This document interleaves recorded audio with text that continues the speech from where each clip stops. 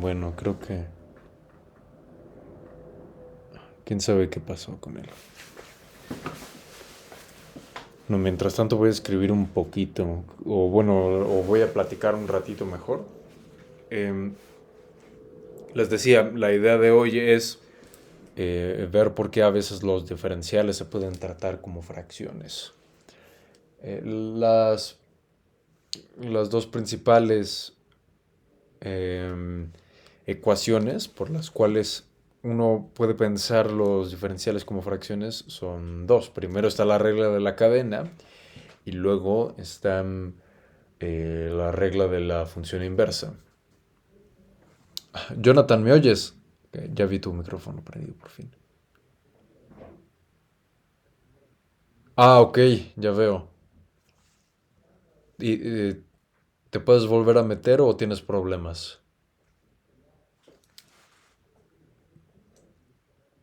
Ujú.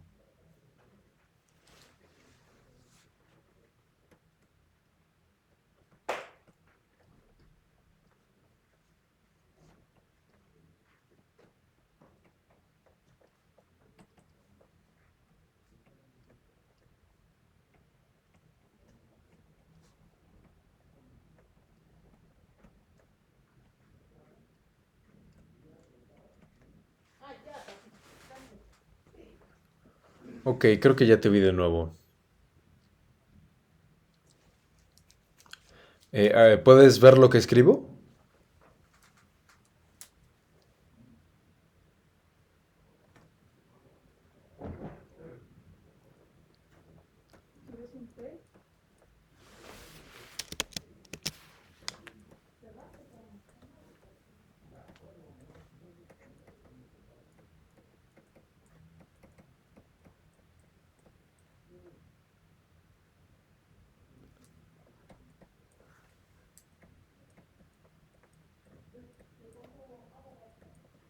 Híjole, creo que lo saca cada rato. Bueno, igual y tendrá que conformarse con la grabación. Ah, ok, entonces la de arriba es la regla de la cadena y la de abajo es la regla de la función inversa. La de arriba nos dice que la derivada de y con respecto a x es igual a el producto de la derivada con respecto a otro parámetro u y la derivada de u de ese nuevo parámetro con respecto a la variable original x. Luego veremos cómo expresar esto formalmente. La segunda nos dice que si yo derivo x con respecto a y, o sea, aquí es un poco raro, ¿no? Porque normalmente uno piensa um, x como la variable y y como la función, pero aquí estamos al revés, aquí como que x es la variable y luego y es la función. Pero el lado derecho me dice que no, que yo y lo vuelvo a pensar como función y x como variable y que esto simplemente como si yo agarrara dx y lo pasara al denominador del denominador, como se hace normalmente en una fracción de números reales. Ok. Ah, ¿Cómo es que uno... ah, Jonathan, ¿ya puedes ver lo que escribo? Ah, perfecto, ok. Bueno, no sé si te perdiste de algo de lo que dije. Básicamente dije, esta es la regla de la cadena y esta es la regla de la función inversa. Ah, perfecto. Ah, ok, de acuerdo. Entonces, ahí arriba están escritas esas reglas y hoy vamos a ver cómo expresarlas de manera formal y por qué se pueden usar en esta notación un poco más informal. Am, Vamos a empezar con la regla de la cadena y la voy a enunciar en todas sus letras. Voy a decir sean I, J, subconjuntos de R, pero no cualesquiera subconjuntos. Vamos a pensar que son intervalos.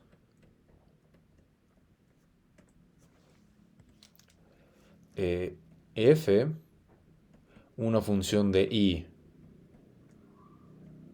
en los reales. Y G, una función de J que va a i. Así que va a los reales también, pero no toma cualesquiera valores. Toma valores en el dominio de la función f. Esto está escrito así para que yo pueda formar la composición g compuesta con f. Em, bueno, voy a suponer que estas son derivables. Esas son las hipótesis. ¿Qué me dice la conclusión? Entonces, f composición g es derivable. Y no solo eso. Me dice cómo calcular explícitamente esa derivada. Me dice f composición g prima, o sea, la derivada de f composición g es igual a ¿qué? Ustedes díganme. ¿Qué debo poner del lado derecho?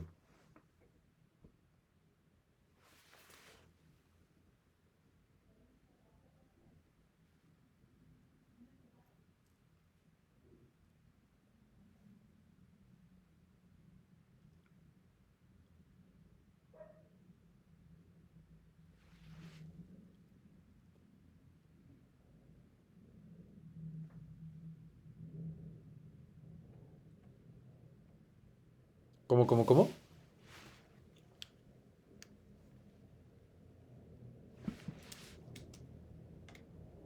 ¿Pero qué significa con respecto a g?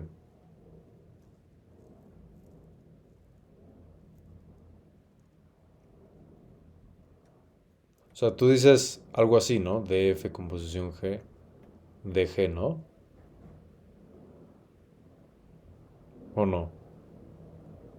¿Sí? ¿Pero qué significa esto exactamente? Porque, o sea, ¿qué significa tomar la derivada con respecto a una función?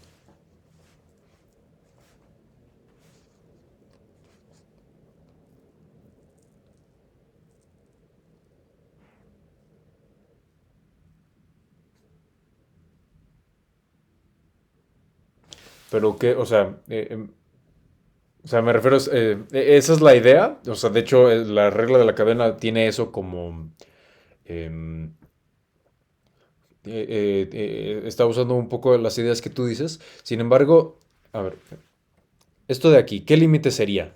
Dime tú.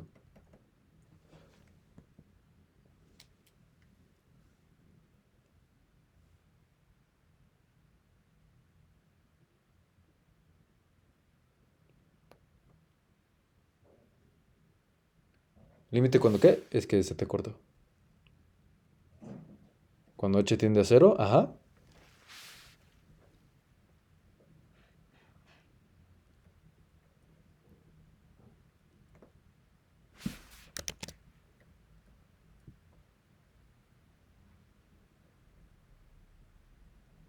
¿Cómo? Es que se te cortó una vez más. Eje composición G más H.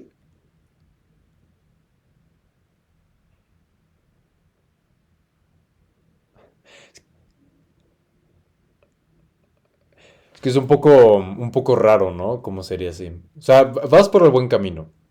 Sin embargo, ahorita yo estoy buscando una regla de la cadena que no use la notación de Leibniz, que use nada más las primas. Ya no me acuerdo quién era de esta notación de Laplace. Ya no, creo que no, ya no me acuerdo quién era esa notación. Pero la notación con las primas. Bueno, se las voy a dar y luego vamos a ver cómo se puede usar la idea que tú dices. Esto es igual a f' composición g multiplicado por g'.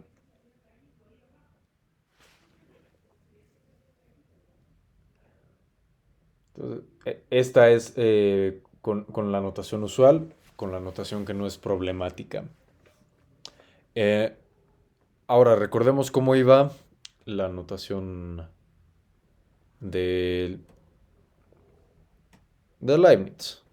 Solo que voy a cambiar un poquito las letras. Ya no voy a usar F y G. Voy a usar ahora em, voy a usar las otras Y, U y X, obviamente. Entonces, con esto, con F composición G y F' composición G por G', Si yo cambio f por y y g por u, lo que me dice es que y composición u prima es y prima composición u por u prima. Eso en la notación con las primas. ¿Cómo dice la notación de Leibniz? Me dice la derivada de y con respecto a x es la derivada de y con respecto a u por la derivada de u con respecto a x.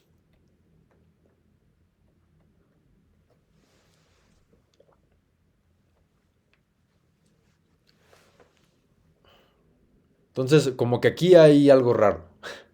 ¿Por qué? Eh, Esto de aquí es obviamente igual a esto de aquí. O sea, la u' y el derivada de u con respecto a x, por definición, es lo mismo, ¿no? Pero ahora, ¿qué pasa con las otras dos? Con el otro factor y con el lado izquierdo. Pues se supone que estos también deberían ser iguales. Ocurre algo raro, sin embargo. Del lado izquierdo yo tengo la derivada de y con posición u. Pero acá abajo tengo la derivada de y. Entonces eso uno dice, pues, como que aquí hay algo raro, ¿no? Y luego del otro lado, tengo y' con posición u, pero del lado de abajo tengo más bien que tengo una derivada extraña, ¿no? Porque no, al parecer no es lo mismo que con respecto a x que con respecto a u. Por eso es que uno, si se detiene a pensar un poquito en estas cosas, puede parecer confuso. Y sí lo es, la verdad. Esta notación es, la de abajo es muy buena para hacer cálculos, pero es confusa para la teoría. Por eso en muchos libros de cálculo uno normalmente ve la de arriba. En muchos libros de cálculo formal, tipo Spivak, tipo Bartlett. La de abajo se ve en libros para cálculo más operacional. Entonces, no es exactamente esta la asociación que uno piensa. O sea, aquí no vamos a usar las mismas letras. Vamos a hacer otra cosa. Vamos a usar las letras que ya teníamos. F composición G prima igual a em, F prima composición G por G prima. De hecho, voy a hacer un camino intermedio. Voy a cambiar la G por la U, pero no voy a cambiar a la F por la Y. Eso lo voy a dejar así. Voy a hacer la nubecita, a ver si sale bien. Ah, Ok, ahí está. Yo a F composición U le voy a llamar Y. Y con eso ahora sí me va a salir la regla de la cadena em, como uno normalmente la pensaría. Solamente hay que hacer una pequeña aclaración. A ver, y es igual a f composición u. Así que derivada de y con respecto a x, que es lo que uno normalmente pensaría como la derivada de y, ahora sí que concuerda con la ecuación de arriba, porque yo arriba tengo f composición u prima. Como y es f composición u, pues esto no es otra cosa que y prima. U prima es la derivada de u con respecto a x.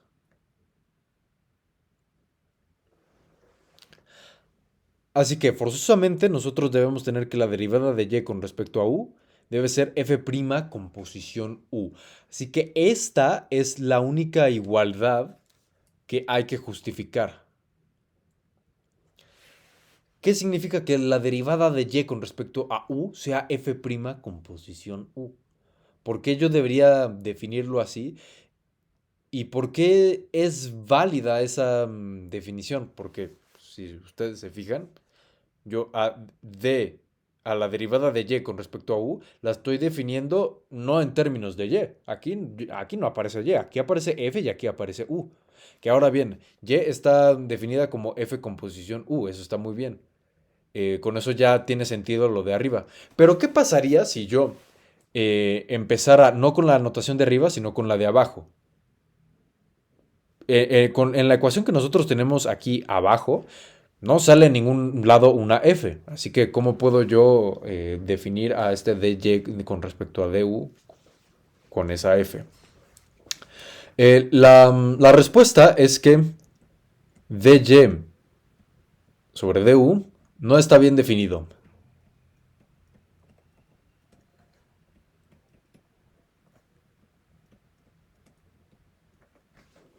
Esto no está bien definido. Mm,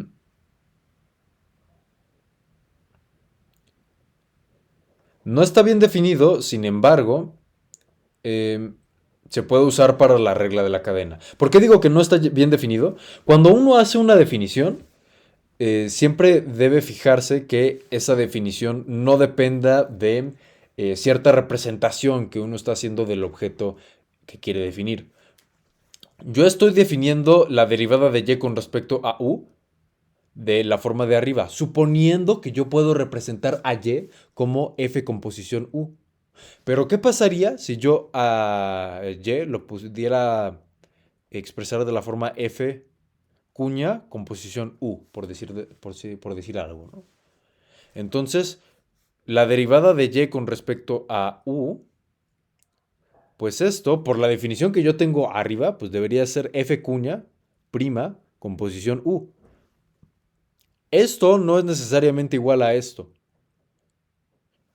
Por eso digo que no está bien esa definición. Y sin embargo, y sin embargo, resulta que em, la, la regla de la cadena se seguirá cumpliendo. Se seguirá cumpliendo, simplemente. Por cierta cuestión de los dominios. Ahorita vamos a verlo un poquito más específicamente. Bueno, quién sabe qué tanto, ¿eh? Porque nos faltan 25 minutos. Así que voy a ver si ahondo más en eso al final. Lo que quiero centrarme es en el siguiente ejemplo. En un ejemplo para que veamos por qué se define como se definen las cosas. Digamos que en este ejemplo yo quiero calcular la derivada con respecto a x de seno de 2x. Yo voy a hacer esta solución de dos maneras, que en realidad son la misma pero con notaciones distintas. Primero voy a usar la notación de las primas. Yo me fijo que la derivada de la función, o mejor dicho, la función de la que yo quiero sacar derivada es una composición de dos funciones. Primero, de la función que a toda x le asocia 2x y la segunda, la del seno. Entonces digo, sean mm, f, mm, no, voy a poner f igual a seno, se entiende bien qué función es, y g, una función que va de r en r, dada por esta regla. A todo x lo manda a 2x.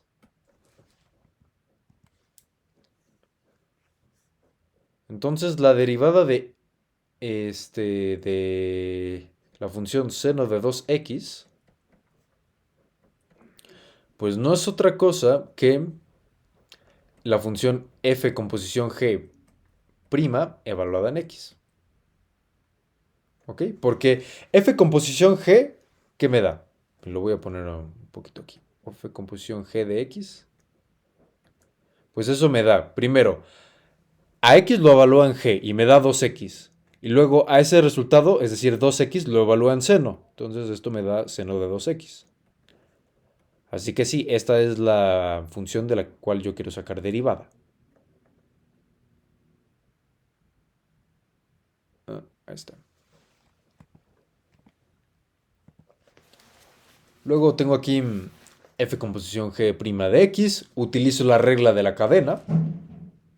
Lo que me dice es, esto es igual a f' composición g evaluado en x por g' de x.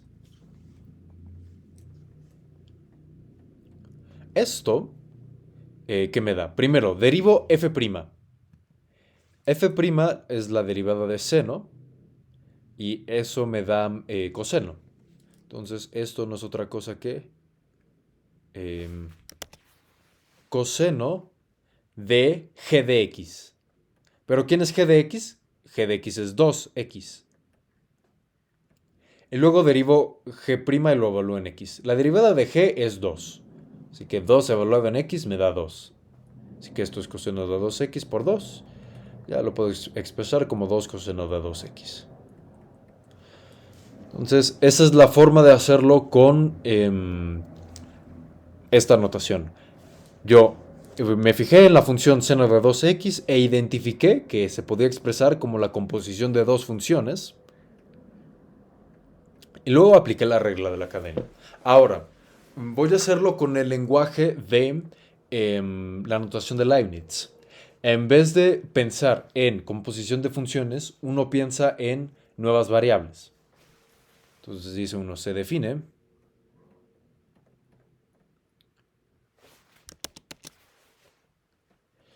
una nueva variable que yo llamo u, que va a ser 2x.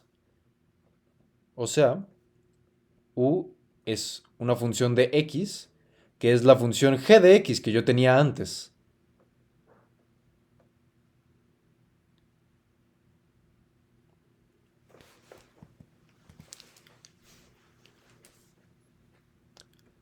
Se quiere derivar la función y, que es igual a seno de 2x. Bueno, con esta notación también y se puede pensar como función o también se puede pensar equivalentemente como una variable dependiente de x, que es lo mismo, ¿no? Una variable dependiente de x no es otra cosa que una función de x. Pero normalmente a todos se les llama variables aquí. Así que lo voy a dejar así. Se quiere derivar y igual a seno de 2x. Pero 2x es u. Entonces esto yo lo puedo expresar como seno de 2u. Perdón, seno de u. O sea, en otras palabras, seno de u es lo que nosotros antes conocíamos como f composición g de x. Porque seno es f y 2x es g de x. Entonces, esto no es otra cosa que la composición. O sea, evaluar seno en una nueva variable es lo mismo que componer la función seno con la función 2x. Ahora, yo derivo y con respecto a x. Regla de la cadena. Me dice que esto es igual a dy con respecto a u por du con respecto a x. Me fijo en que seno de u no es otra cosa que f de u. ¿Ok? Entonces, si yo utilizara la notación de antes, eso me dice que dy sobre du es lo mismo que f' de u. Porque dijimos que la derivada de y con respecto a u era... bueno. La derivada de y con respecto a du, si yo olvido de que existe la notación de las primas y nada más me fijo en que y es igual a seno de u, pues eso sería lo mismo que derivar seno de u. Es más, mejor voy a irme un paso antes y lo voy a poner así. dy con respecto a du es la derivada de u, perdón, la derivada con respecto a u de seno de u. Luego, esto lo multiplico por la derivada de u con respecto a x.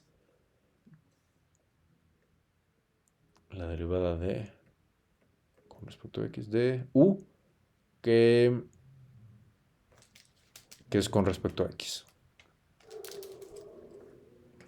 Ok. Ahora,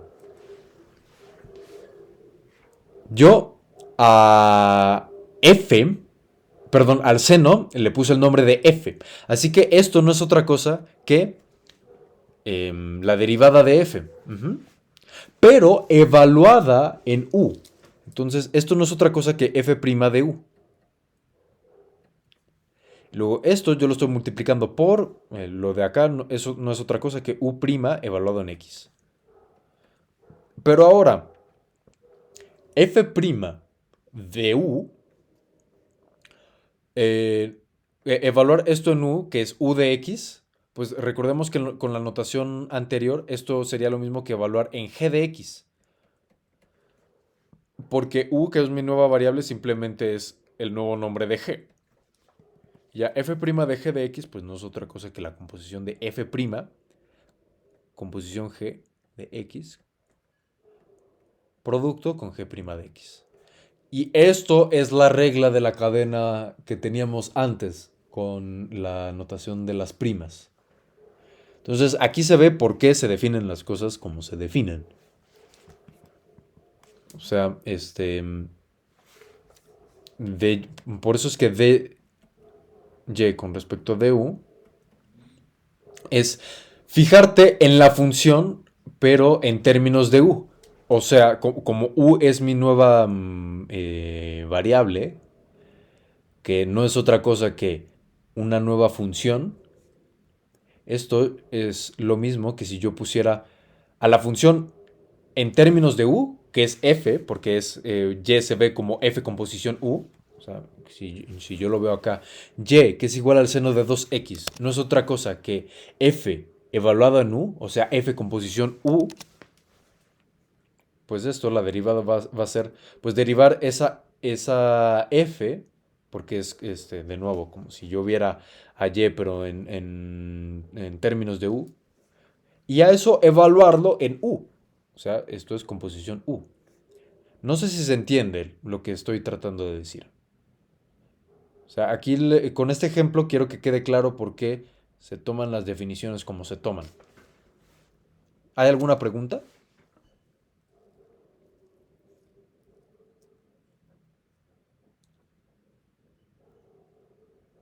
Sí.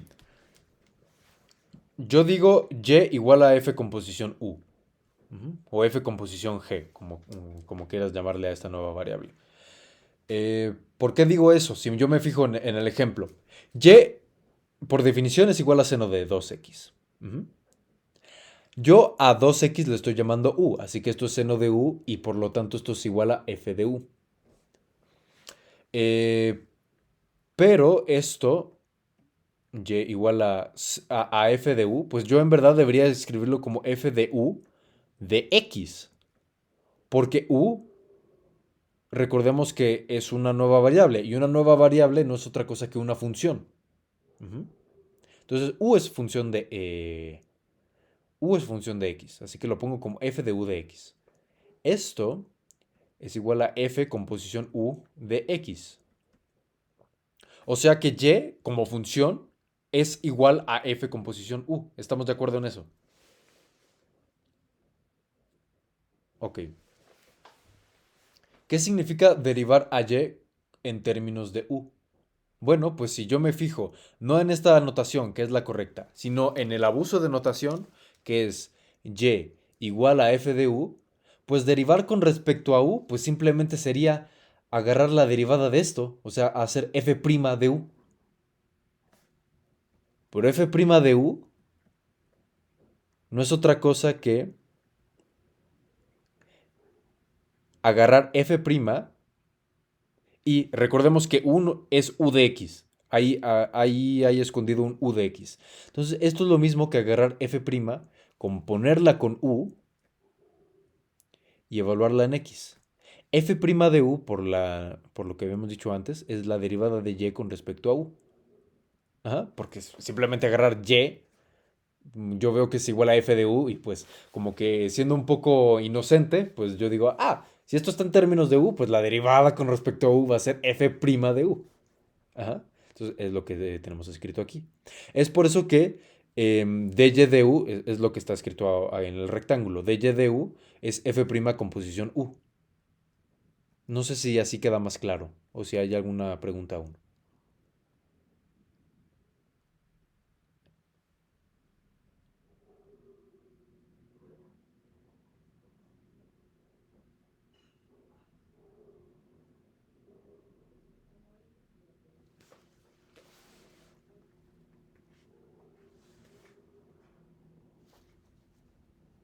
Sí, así es. Una notación es más explícita y la otra es más práctica. Bueno, si ya quedó claro este ejemplo, entonces vámonos ahora con la función inversa.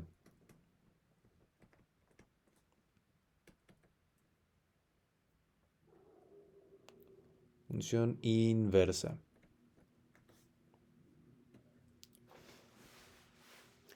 Lo que queremos ahora es argumentar o validar esta notación. Dx sobre dy es igual a 1 sobre dy sobre dx.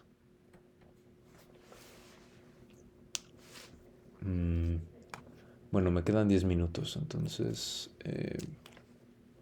primero, ¿qué significa dx sobre dy? Dx sobre dy no es otra cosa que la función, la derivada de la función inversa.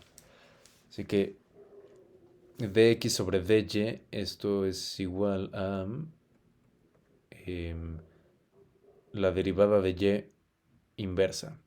O sea, aquí estoy suponiendo ya que y es biyectiva. ¿Ok? Ah,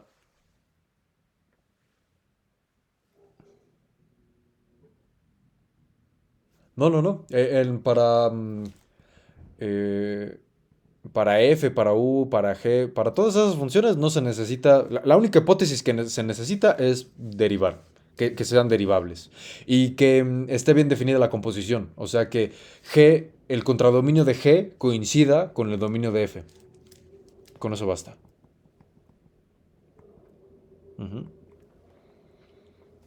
Mm,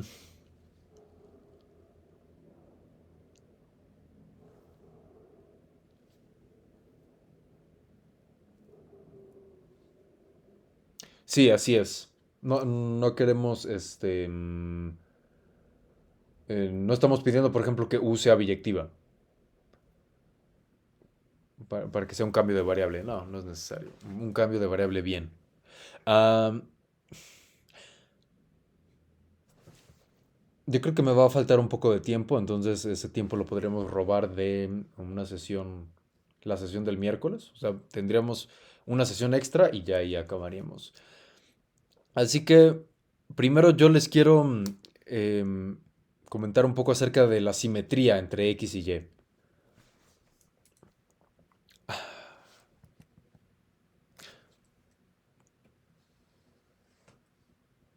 Primero les quiero hacer una pregunta. ¿Alguna vez les han dado la definición formal de lo que es una función?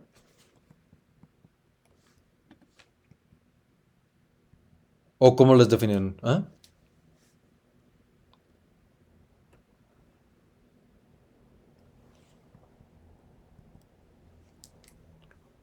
Es un poquito más formal, de hecho.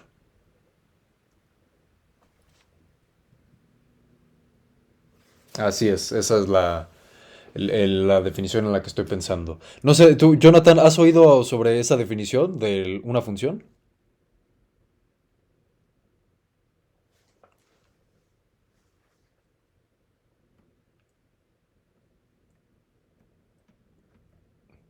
Y vi que abriste tu micrófono, pero no oí nada.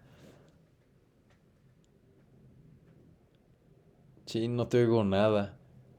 Igual y algo está fallando en tu aplicación.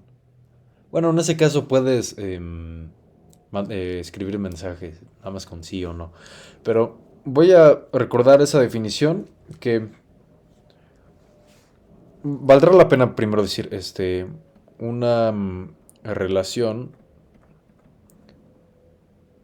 de X en Y, X y Y son conjuntos, es un conjunto R que es subconjunto del producto cartesiano. Eso es una relación. Y puede que ustedes hayan visto que una función es cierto tipo de relación. De hecho, creo que eso a veces se dice un poco en la prepa, pero no se define qué es una relación exactamente. Am, entonces, una relación es un... Es un conjunto del producto cartesiano y una función, pues no es otra cosa que una relación que satisface cierta propiedad. Entonces, una función f de x en y es una relación de x en y. O sea, una función no es otra cosa que un conjunto, para ser más específicos, un subconjunto del producto cartesiano, f contenido en x cruz y, tal que para toda x en el dominio existe un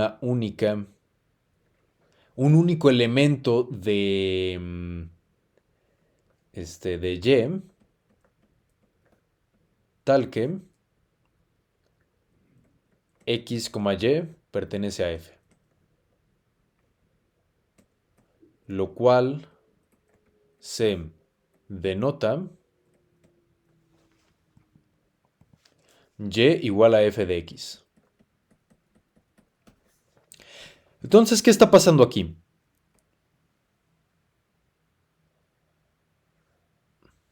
Lo que está pasando es que una función f va a ser un conjunto. Un conjunto que va a ser más específicamente un subconjunto de este producto cartesiano del dominio y el contradominio. De tal manera de que para todo elemento del dominio se le asocie un único elemento del contradominio. O sea, como que existe y es único, está encriptada la noción de regla de asignación, porque una función a cada elemento del dominio, le asocia un único elemento del contradominio. Ujú. Y aquí dice, de tal manera de que x, y pertenece a f. Entonces, con esta notación de y igual a f de x, yo a la función f la puedo ver como el siguiente conjunto. El conjunto de todas las parejas x, f de x, tales que x corre sobre el dominio. O sea, en términos formales, estrictos de la teoría de conjuntos, una función no es otra cosa que su gráfica.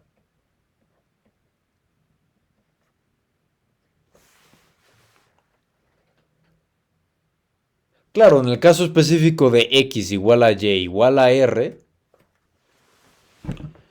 si tú me estás diciendo de que f es una colección de parejas x, f de x, entonces pues una función f pues va a ser un subconjunto del plano. ¿Qué subconjunto del plano? Su gráfica. Entonces aquí está f.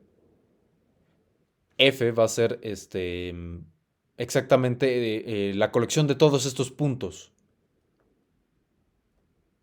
De todos los puntos x, f de x. ¿Ok? ¿Por qué estoy diciendo todo esto? Fíjense que yo estoy agarrando f, un subconjunto de x cruz y. ¿Qué pasaría si yo, en vez de agarrarme esa definición como subconjunto de x cruz y, yo me agarrara como definición y cruz x? Pues en realidad nada cambiaría. O sea, yo podría hacer perfectamente este, mm, eh, esa elección. O sea, en vez de definirme una función como un subconjunto de x cruz y que satisface todo esto, pues yo cambiar de lugar el dominio y el contradominio, decir aquí y cruz x, y cruz x, y aquí en vez de decir xy pertenece a f, decir y, x pertenece a f. Y no cambiaría nada. ¿Por qué no cambia nada? Porque es simplemente usar en vez de usar este eje para las x y este eje para las y, pues intercambiarlos. O sea, simplemente es como una otra notación, otra convención. Es rotar mis ejes, no es otra cosa que eso. ¿Por qué les estoy contando esto? Porque resulta que eso es exactamente lo que pasa, o sea, la situación que les acabo de describir de qué pasa si yo en vez de x cruz y tomo y cruz x, pues, pues eso sí que pasa cuando uno toma una función que es biyectiva, o sea, invertible. Si uno se fija en la inversa de una función, pasa lo que les describí acá. Es decir, supongamos que f de x en y es invertible.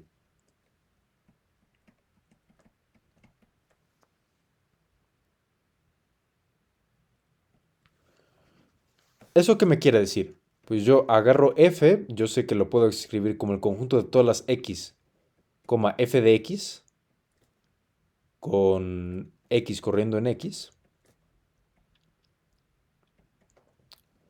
Pero esto yo lo puedo escribir perfectamente de la siguiente manera. En vez de poner x y f de x, yo voy a poner f inversa de y, y. Tal es que y es un elemento de y. ¿Por qué son iguales estos dos conjuntos? Si yo me agarro x, de f de x, pues yo simplemente me defino y igual a f de x. Y si yo... es más... o sea, voy a hacer la implicación. Si yo me agarro x en x, eso me da x, f de x, un elemento arbitrario de f. Si yo me agarro y igual a f de x, eso me va a implicar que x, f de x va a ser ¿quién? Pues por un lado, yo a esta ecuación le aplico f inversa y ¿qué me queda? F inversa de y es igual a f inversa de f de x. F inversa y f se cancelan y me queda al final nada más x. Así que x es f inversa de y. Y y es igual a f de x. Entonces esto pertenece a este conjunto de aquí. Entonces es por eso que se cumple esta contención. Y la otra contención pues es básicamente lo mismo. O sea, me agarro primero luego yo me defino x igual a f inversa de y, evalúo x en f, etc.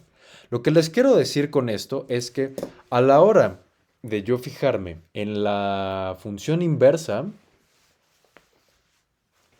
fíjense que me fue más cómodo que esto corriera con y en lugar de correr con x en x. Me convino cambiar un poco la notación.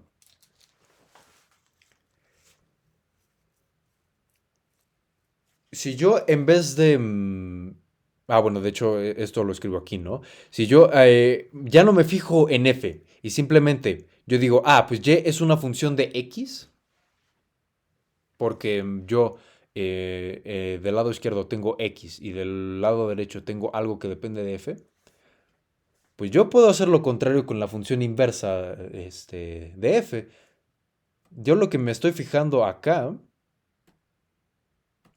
es que tengo por un lado y por otro lado tengo que, de hecho es la igualdad que tengo aquí, que x es igual a f inversa de y. Así que perfectamente yo podría ignorar a mi f inversa, hacer que no la veo para que se me sea más fácil usar la notación de Leibniz y decir, x es una función de y. Claro que esto no está escrito como está escrito del lado izquierdo. O sea, no estoy yo poniendo primero X y luego la imagen. Y luego estoy poniendo la imagen de X. Yo primero estoy poniendo mi variable, que es. Perdón, yo en segundo plano estoy poniendo mi variable, que es Y. Luego en el primer plano estoy poniendo la variable dependiente. Ajá. O sea, estoy poniendo la función evaluada en Y, la función inversa en este caso. Así que hice toda esta perorata de ver cuál era la definición formal de una función, para que nosotros veamos que a la hora de pensar en una función invertible, hay cierta simetría en que yo no solamente tengo una regla que le asigna a cada x una y, sino que también tengo una regla que a cada y le asigna una x. Y sobre todo, yo lo que me quiero fijar es que puedo, de cierta manera, ignorar a esta f o a esta f inversa si simplemente digo y es función de x o x es función de y. Y estos dos conjuntos, o sea, estas dos funciones, son las mismas, solo que de un lado está escrita al revés. No sé si hay alguna pregunta. Igual y esto no es tan claro por qué lo hice, pero una vez que veamos esto del dx sobre dy, ya veremos por qué nos conviene, para hacer sentido de esta notación, no pensar en la f. ¿Hay alguna pregunta?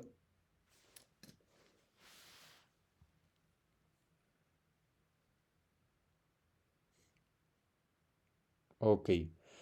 No sé si Jonathan tenga preguntas, pero pues como que no se oye a la hora de hablar. Entonces yo creo que aquí ya